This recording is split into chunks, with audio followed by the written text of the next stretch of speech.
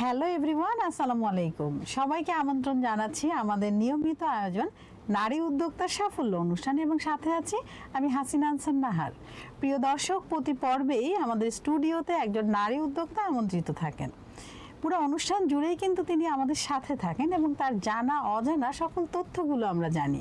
তিনি কিভাবে একজন সফল নারী উদ্যোক্তা হয়ে উঠলেন সেই গল্পটাও কিন্তু আমরা তার কাছ থেকে শুনি। আমাদের স্টুডিওতে আজকে আমন্ত্রিত আছেন মহসিনা আক্তার মিথি। চলুন দর্শক, আমরা মিথি আপুর কাছে চলে যাই। কেমন আছেন আপু? আসসালামু আলাইকুম। ওয়ালাইকুম ভালো আছি আসসালাম। আপু, আপনি ভালো আছেন? হ্যাঁ, আমি খুবই ভালো আছি এবং আপনাকে পেয়ে আমি আরো বেশি ভালো আছি। কি নিয়ে ব্যস্ততা চলছে? আপু আসলে কাজ, রান্না বান্না, এই তো রান্নার মানুষ। কাজ জি, বাচ্চা কাচ্চা, সংসার, এই আমাদের মেয়েদের যা কাজ। আপনার উদ্যোগের নাম কি? আমার উদ্যোগের নাম হচ্ছে, আমার পেজের নাম হচ্ছে মিথিস কিচেন। আচ্ছা। আর আমার প্রোডাক্ট হচ্ছে বিস্কিট, বেকারি, মূলত বিস্কিট, কেক, এই টাইপের, মানে সবই বেকিং এর আইটেম, কেক, বিস্কিট, মাফিন, সবকিছু। পাউরুটি কি করছেন? না, পাউরুটি করছি না, মেইনলি আমার বিস্কিট, বিভিন্ন রকমের বিস্কিট নিয়ে আমি কাজ আচ্ছা করি। আচ্ছা, বাহ, চমৎকার। তো খাদ্য উৎপাদনের অনেক উপাদান বা পণ্য থাকা সত্ত্বেও আপনার মনে কেন হলো যে বেকারি পণ্য নিয়ে আপনি কাজ করবেন? জি, আসলে আমরা যখন বাইরে যাই, খেতে যাই বা যে কোনো জায়গায় যাই, খাওয়া দাওয়া করি, তখন খেতে গেলে এখন যে বড় প্রবলেম দেখা দিচ্ছে সেটা হচ্ছে হাইজেনিক এবং খাবারটা কি সঠিক মান বজায় রেখে করছে কিনা, সেটার উপর আমরা সবাই খুব ভয়ে থাকি। এবং প্রত্যেকটা খাবারে দেখা যায় ওই যে ভেজাল, আমরা যেটা বলি বাংলা ভাষায়, ভেজাল জিনিসটা বেশি থাকে। রাইট। তো আমার বাচ্চারা বিস্কিট খুব পছন্দ করে। তো আমি চিন্তা করলাম, মানে আমার প্রথম ইয়েটা আসছিল যে ওদেরকে আমি বাসায় বানানো বিস্কিট খাওয়াবো। এর জন্য মূলত আমার শিক্ষা ছিল যে ওদেরকে আমি বাইরের এগুলি দিব না খাওয়াতে। তো তখন ওরা বিস্কিট করতে করতে আমার ফ্যামিলি থেকে, আমার হাজব্যান্ড, বাচ্চারা, ওরা বললো আমরাই শুধু ভালোটা খাবো, তো তুমি এরকম কিছু করো যেন সবাই ভালো এবং মজার খাবারটা যেন সবাই খেতে পারে। তখন থেকে আমার আসলে এটার দিকে নেশা বলেন আর পেশা বলেন, মানে এইভাবেই আসা। বাহ, চমৎকার। আপনি কি কোনো ট্রেনিং গ্রহণ করেছেন? হ্যাঁ, আমি এমনিতে আসলে প্রথমে কোনো করি নাই, তারপর আস্তে আস্তে টুকটাক অনলাইন অফলাইন ট্রেনিং আমি গ্রহণ করেছি। আচ্ছা, আপনি কোনো এসএমই ফাউন্ডেশনের কোনো ট্রেনিং নিয়েছেন? জি। কি ট্রেনিং নিয়েছেন? আমি রিসেন্টলি একটা আমরা ট্রেনিং নিয়েছি এসএমই ইয়ে থেকে, ঐক্য এসএমই ফাউন্ডেশন থেকে, ঐক্য এসএমই ট্রেনিং ইনস্টিটিউট। জি, ট্রেনিং ইনস্টিটিউট থেকে। জি। আচ্ছা, এখানে কি শিখলেন আপনি? এখানে আমরা সি ফুড আইটেম শিখেছি আর কি, লবস্টার, গ্রিল লবস্টার। তারপর আমার বাচ্চারা যেটা খুব বেশি পছন্দ করে, রামেন। আচ্ছা, রামেন সবার পছন্দ, খুব ফেভারিট ওদের রামেন। তারপর আরো অনেক আইটেম, হ্যাঁ, salad, fried rice, sea food fried rice, আর অনেক আইটেম। মিথিস কিচেনের সবচেয়ে ভালো পণ্যের নাম কোনটি বেশি অর্ডার আসে? বেশি বিস্কিট। আমার হাতে একটা স্পেশাল বিস্কিট নাম বলুন। এটা স্পেশাল সুইট বিস্কিট বলে। আচ্ছা, একটু যদি রেসিপিটা আমাদের দর্শকদের সাথে শেয়ার করতেন। জি, আসলে রেসিপিটা হচ্ছে মূলত এটা নান খাটাই সিস্টেম, কিন্তু আমি একটু ফিউশন করে এটাকে একটু সুইট করে সফট, এবং খেলে মনে হবে এটা সম্পাপড়ির মতো লাগে অনেকটা, কিন্তু আবার ক্রিস্পি। তো ওই বিস্কিটটা আমি ময়দা, বেসন, তারপর গুঁড়া দুধ, এইসব, চিনি তো আসলে আমরা দিই না, ওটা আইসিং সুগার বা চিনি গুঁড়া করে ওইভাবে দিয়ে বাটারে তখন আমরা এটাকে ময়ান করে ওভেনে বেক করি। আসলে বেকিং জিনিসটা রেসিপি এত ইজি বলা যায় না, কারণ এটা পরিমাপের বিষয়, হ্যাঁ, এবং হাতেরও ব্যাপার, আবার টাইমেরও ব্যাপার। আপনি ওভেনে দিচ্ছেন, বের করছেন, টাইমিংটা ঠিক রাখতে হবে। তো বিস্কিটের ক্ষেত্রে কোনো বিশেষ টিপস কি দিবেন দর্শকদের? আসলে বিস্কিটের ক্ষেত্রে টিপস দেব কি, আমরা আসলে বাইরের যে বিস্কিটটা খাই ওটাতে অনেক ধরনের কেমিক্যাল এবং ভেজাল পণ্য থাকে। তো আমি আমার বিস্কিটটা নিয়ে চেষ্টা করি কেমিক্যালটাকে মানে অ্যাভয়েড করার জন্য। কেন আপনার পণ্যটাই মানুষ কিনবে?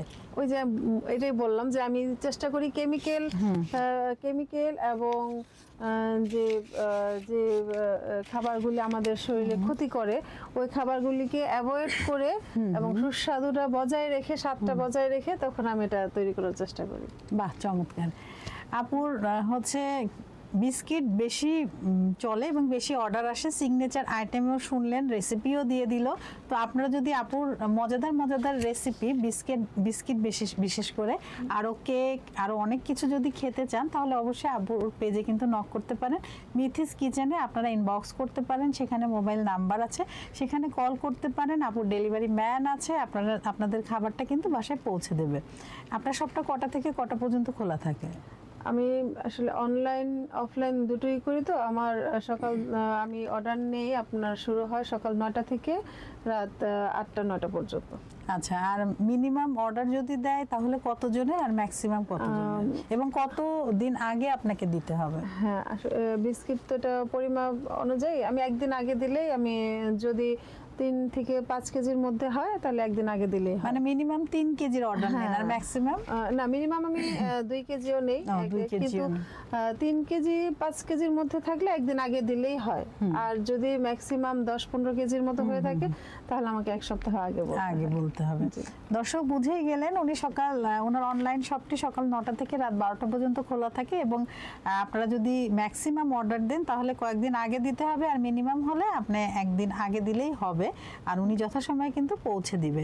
দর্শক, আসলে বিস্কিটের বিষয়ে আরো একটি তথ্য আপনাদেরকে দিয়ে, আপনারা সবাই তৈরি করেন, আপনারা সবাই জানেন, তারপরেও আমার মনে হলো যে আমার শেয়ার করা উচিত। সেটা হচ্ছে অনেক সময় আমরা যখন বিস্কিটটা ওভেনে দিই, ওভেনে দেওয়ার পরে হয় কি, যারা নতুন বিস্কিট করছেন তাদের ক্ষেত্রে এই বিষয়টা বেশিরভাগ হয়, বিস্কিট কিন্তু বেক হয়ে গিয়েছে, যে টাইমটা দেয়া ছিল সে টাইম অনুযায়ী, কিন্তু আমরা বের করার পরে দেখি যে সেটা একটু সফট।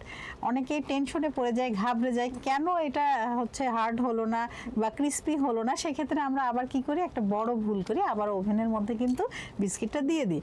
এটা করা যাবে না, বিস্কিটের নিয়মই এমন আছে, কর্নারগুলো একটু ক্রিস্পি হলে আপনি বুঝবেন যে না বিস্কিটটি হয়েছে, এবং সেটা যখন আপনি খোলা বাতাসে রাখবেন তখন কিন্তু সে একাই ক্রিস্পি হয়ে যাবে। তাকে ক্রিস্পি হওয়ার জন্য আপনাকে সময় দিতে হবে ঠান্ডা হওয়া পর্যন্ত। সো এখন থেকে আমরা আর বারবার ওভেন খুলে এটা দেখবো না যে এটা হার্ড হয়েছে কিনা বা ক্রিস্পি হয়েছে কিনা। আমাদের কর্নারগুলো দেখতে হবে যে একটু ক্রিস্পি হলে আমরা সেটাকে টাইম অনুযায়ী আমরা রিমুভ করব, বের করে ফেলবো, এবং আমরা এটাকে হচ্ছে রুম টেম্পারেচারে রাখবো। যখন এটা রুম টেম্পারেচারে চলে আসবে তখন আমরা সেটাকে হচ্ছে এয়ারটাইট বক্সে অথবা বয়মে, যেটাতে আপনি রাখতে স্বাচ্ছন্দ্য বোধ করেন, তার মধ্যে কিন্তু আমরা রাখবো। আচ্ছা, একটা বিস্কিট কতদিন ভালো থাকতে পারে? একটা বিস্কিট 2.5 থেকে মানে আমাদের যে বিস্কিটটা 2 থেকে 2.5 মাস এটা ভালো থাকে। 2 থেকে 2.5 মাস। এবং আমি 2-1টা শপেও দেই, মানে ওরা শপে দেই মানে কি, মানে ওরা একদিন আমাকে আমার বিস্কিটটা খেয়ে বললো যে আপু আপনি আমাদের এখানে দিতে পারেন, আপনার বিস্কিটটা খুব ভালো লেগেছে। তো তখন আমি অল্প কিছু দিই, দেওয়ার পরে মানে ওনার খুব ক্লোজ কিছু কাস্টমারের কাছে আমার বিস্কিটগুলি উনি দেওয়ার পরে ওরা এখন আমার পার্মানেন্ট কাস্টমার হয়ে গেছে। ওরা দোকানে খোঁজে না, ওরা ডিরেক্ট আমার কাছে এসে খোঁজে। বাহ, চমৎকার। এবং আমি দোকানে বলে দেই যে আমার যে বিস্কিটটা 1.5 থেকে 2 মাস হয়ে গেছে, সেই বিস্কিটটা যদি আপনার কাছে থেকে যায় এটা আমাকে ব্যাক করে দিয়ে দেবেন, এটা বা আপনি নিজে খেয়ে ফেলবেন, তাও এটা কাস্টমারকে দিবেন না। বাহ, চমৎকার। আপনি নিজের কাজের প্রতি সৎ আছেন বলেই কিন্তু আজকে এতটা এগিয়ে, এত অল্প সময়ে আপনি এগিয়ে গিয়েছেন, এবং আপনার পণ্য সবাই জানে মোটামুটি, এবং যে একবার খাচ্ছে আপনার রিপিট কাস্টমার বেশি, আমি এটাই বলবো। আচ্ছা, আপনি একজন নারী উদ্যোক্তা, আপনার পরিবার থেকে কি কি সহযোগিতা পেয়েছেন? চ্যালেঞ্জ কি ছিল? বাধা কি ছিল? সহযোগিতা হচ্ছে আমার বাচ্চা দুজনই ছোট ছিল। আমি যখন কাজ শুরু করি, আরো 3 বছর আগে থেকে আমি কাজ শুরু করি, তখন আমার বাচ্চারা খুব ছোট। তো আমি সচরাচর ওদেরকে একা আমি ছাড়ি না, আমি সব সময় যেখানে এদের প্রাইভেট এবং স্কুল সব জায়গাতেই আমি ওদেরকে নিয়ে যাই। তো দেখা গেছে যে আমার হাজবেন্ডও বাসায় সময় দিতে পারে না। তো ওদেরকে মেনটেন করে ওদের পড়াশোনার দেখে স্কুল এবং আমার জয়েন্ট ফ্যামিলি, আমরা আমার শাশুড়ি দেবর আমরা একসাথে থাকি। তো ফ্যামিলিকে মানে ঠিক রেখে আমার কাজ করাটা, এমনও দিন যায় দেখা গেছে সবাইকে রাতে খাওয়া দাওয়া শেষ করে আমার অর্ডার আছে কালকে আমাকে নিতে হবে, রাতের 12টা-1টা পর্যন্ত তখন আমি বিস্কিটটা তৈরি করি। তখন আমাকে হেল্প করার মতো কেউ থাকে না, আমি নিজেই করতে হয়। এটাই ছিল আসলে আমার চ্যালেঞ্জের বিষয়। তারপরেও আমি আমার ফ্যামিলি থেকে অনেক সাপোর্ট পেয়েছি। আমার বাচ্চারা দেখা যায় আমি বিস্কিট প্যাকেজিং করতে যাচ্ছি, ওরা আমাকে প্যাকেজিং করে দিচ্ছে। আমি ডো করতে যাচ্ছি, আম্মু কি লাগবে, ওরা করে দিচ্ছে। হ্যাঁ, তো পাচ্ছি আমি, এবং আমার হাজবেন্ডও কোথাও অনেক হেল্প করছে। হ্যাঁ, কোথাও পারিবারিক সাপোর্ট অনেক বড় একটা ব্যাপার। আমাকে ড্রপ করবে, আমি ঠিকমতো গেলাম কিনা, মানে এটা কেয়ারিং হাজবেন্ড আমি বলবো। যে দর্শক, আসলে আমাদের পারিবারিক সাপোর্ট হলে আমাদের দেশের মেয়েরা কিন্তু অনেক এগিয়ে যাবে, এভাবেই হওয়া উচিত। কারণ আপনার নিজেকেও সৎ থাকতে হবে, নিজে সততা দিয়ে ব্যবসাটা করতে হবে। তাহলে দেখবেন হয়তোবা শুরুতে পরিবার নাও বুঝতে পারে যে আসলে আপনি কি করছেন, কিন্তু কিছুদিন যাওয়ার পর যখন দেখবে যে না আপনি খুব ভালো কাজ করছেন, আর এটা তো আসলে একটা সেবামূলক কাজ, তো তখন কিন্তু এমনি সাপোর্টটা চলে আসবে। আপনারা ধৈর্য হারা হবেন না যে না ছেড়ে দিলাম, না করছে বাস করি না, না, বরঞ্চ তাকে হ্যাঁ করানোর জন্য পদ্ধতিগুলো অবলম্বন করুন। আচ্ছা, স্বাস্থ্যসম্মত খাবার তৈরির ক্ষেত্রে আপনার প্রতিষ্ঠান এবং দেশের অন্যান্য প্রতিষ্ঠানের উৎপাদিত খাবার পণ্য সম্পর্কে আপনার ধারণা কি, এবং সরকারের এখানে আসলে করণীয় কি আছে বলে আপনি মনে করেন? আমি আসলে প্রথমেই আমি বলছি যে কারণে আমার এই পেশাটায় আসা, যে আমাদের খাবারগুলি দিন দিন কেমিক্যাল যুক্ত হয়ে যাচ্ছে, রাইট, এবং হাইজিনিক একেবারেই মেনটেন করছে না। এটার জন্য আমাদের সরকার যথেষ্ট তৎপর হয়ে বিভিন্ন জায়গায় তারা বিভিন্নভাবে তদারকি করছেন, বাট এটা আরো আসলে বাড়াতে হবে, এবং আমার কাছে মনে হয় যে প্রত্যেকটি যেখানে যে পজিশনে যেভাবেই ফাস্ট ফুড বলেন, বেকারি বলেন, বা আমাদের যে নিত্যনৈমিত্তিক আমাদের ভাইয়েরা বা আমাদের বাবারা দেখা গেছে রাস্তায় অফিসে যাচ্ছে, তারা দুপুরে লাঞ্চ করছে বাইরে, যেখানে লাঞ্চ করছে ওটা স্বাস্থ্যসম্মত না। রান্না করছে রান্নাঘরে অনেক নোংরা থাকে।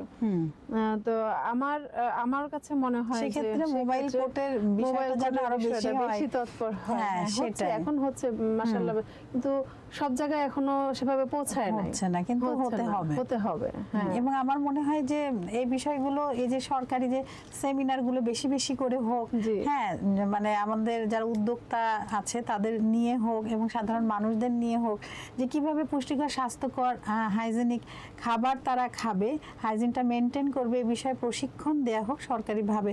হচ্ছে অনেক প্রশিক্ষণ, তারপরে আরো বেশি বেশি প্রচার করতে হবে। আসলে কোথায় হচ্ছে আমরা অনেক উদ্যোক্তা সেই উৎসটা পর্যন্ত যেতে পারছি না, বা আমরা জানছি না, প্রশিক্ষণের পরে আমরা জানছি। তো আসলে অনেক অনেক বেশি বেশি প্রচার করতে হবে বিভিন্ন ওয়ার্কশপের মাধ্যমে, সেমিনারের মাধ্যমে, তাহলে কিন্তু আমরা অনেকটা সচেতন হবে, এবং আমরা নিজেদেরও কিন্তু অনেক দায়ভার আছে। শুধু আমরা সরকারের উপরেই পুরো দায়িত্বটা দিলে হবে না, আমরা যার যার জায়গা থেকেও সচেতন হই। তো আপনি তো অনেক কাজ করছেন, অনেক সুন্দরভাবে কাজ করছেন, তো ভবিষ্যৎ পরিকল্পনা কি? জি, আসলে ভবিষ্যৎ পরিকল্পনা আমার চেয়ে বেশি আসলে এটা নিয়ে স্বপ্ন দেখে আমার হাজবেন্ড। তার ইচ্ছা হচ্ছে, মানে আমার মিথিস কিচেনের বলে যে তোমার নামে তো একটা রাজ্য ছিল, হ্যাঁ, মিথিলা নামের একটা রাজ্য ছিল, তো তোমার পেজের নামটার জন্য আমি মিথিস কিচেন দিয়েছি, যাতে এটা একটা ব্র্যান্ড হয়, ওই রাজ্যের মতোই তোমার এই প্রসাদটা যেন এত বড় হয়। তো তার খুব ইচ্ছে যে আমি একটা বেকারি শপ যেন আমি দিই। বাহ, চমৎকার, কংগ্রাচুলেশন, আপনার জন্য অনেক অনেক শুভ কামনা, শুভেচ্ছা আর প্রাণ ঢালা ভালোবাসা। তো আপা, আমরা কিন্তু কথা বলতে বলতে অনুষ্ঠানের একদম শেষ দিকে চলে এসেছি। আপনি আপনার ব্যস্ত সময় থেকে সময় বের করে আমাদের অনুষ্ঠানে এসেছেন, কেমন লাগলো আমাদের এখানে? আমার খুব ভালো লেগেছে আপনার এখানে এসেছি, এবং আমি কথাগুলি সবার কাছে পৌঁছে দিতে পেরেছি। হ্যাঁ, জি, এবং আপনার সাথে কথা বলতে পেরে এবং আপনার সাথে আমি খুব ভালো লাগছে আমার। আপনাকে অনেক ধন্যবাদ। আবারও নতুন কোনো আয়োজনে আপনার সাথে আমাদের দেখা হবে। জি, থ্যাংক ইউ, ধন্যবাদ। প্রিয় দর্শক, আপনারা যারা এতক্ষণ আমাদের সাথে ছিলেন, আমাদের পাশে ছিলেন, আপনাদের সবাইকে অসংখ্য ধন্যবাদ। আবারও নতুন কোনো অতিথিকে নিয়ে আপনাদের সবার মাঝে আমি হাসিনা আনসার নাহার উপস্থিত হব। ততক্ষণ পর্যন্ত আপনারা সবাই ভালো থাকুন, সুস্থ থাকুন এবং আমাদের সাথে থাকুন। আল্লাহ হাফেজ।